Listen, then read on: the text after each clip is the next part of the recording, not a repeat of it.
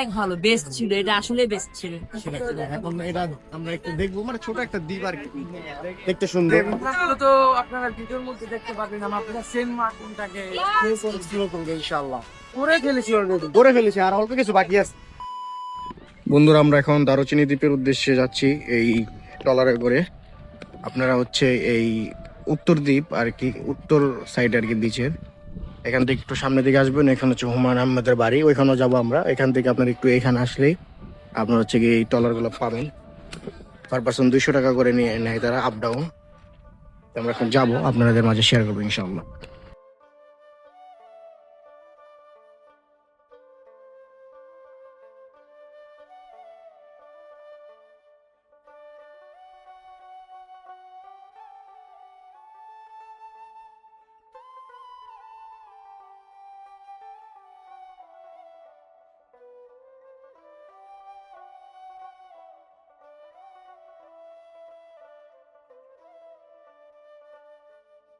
বন্ধুরা, আমরা চলে আসলাম এখন দারুচিনি দ্বীপে। দারুচিনি কি অবস্থা?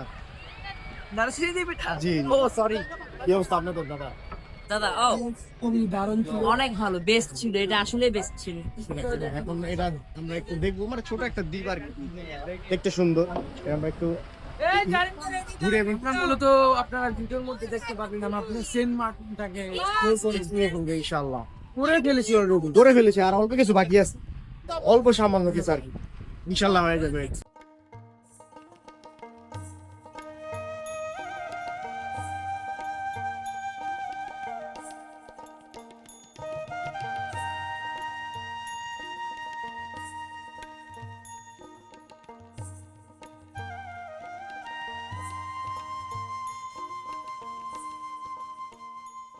গাইস, এই পর্যায়ে আমরা সমুদ্রের উত্তাল ঢেউ পাড়ি দিয়ে আমরা চলে যাচ্ছি দ্বীপের উদ্দেশ্যে। আমরা দারুচিনি দ্বীপ ঘুরছি, এটা খুবই ছোট একটি দ্বীপ ছিল এবং আমরা এখন দ্বীপ ঘুরে উত্তর মার্কেটে আমরা চলে আসি। দ্বীপের একদম উত্তর পাশে ছোট একটি মার্কেট রয়েছে, এখান থেকে আপনারা চাইলে সকলে কেনাকাটা করতে পারেন এবং এখানে অনেক সুন্দর সুন্দর মাছ রয়েছে, কাঁকড়া রয়েছে এবং রয়েছে লবস্টার সহ আরো বিভিন্ন সামুদ্রিক মাছ। বন্ধুরা, ভিডিওগুলো কেমন হচ্ছে সবাই কমেন্ট বক্সে জানা দিবেন। এর আগে 2টি পার্ট রয়েছে, সেগুলো আপনারা দেখে আসবেন আর ভিডিওগুলো অবশ্যই শেয়ার করে দেবেন। আর সকলের কাছে রিকোয়েস্ট থাকবে, আপনারা এখানে আসলে অবশ্যই কিছু কেনাকাটা করবেন, কারণ তারা সারা বছর বেচা কেনা করতে পারে না। যদিও সকল কিছুর প্রাইস একটু বেশি, তবুও কেনাকাটা করা আমাদের উচিত। তো যাই হোক গাইস, রাত্রে আমরা সারাদিন এখানে ঘোরাঘুরি করি এবং রাত্রে এনজয় করি।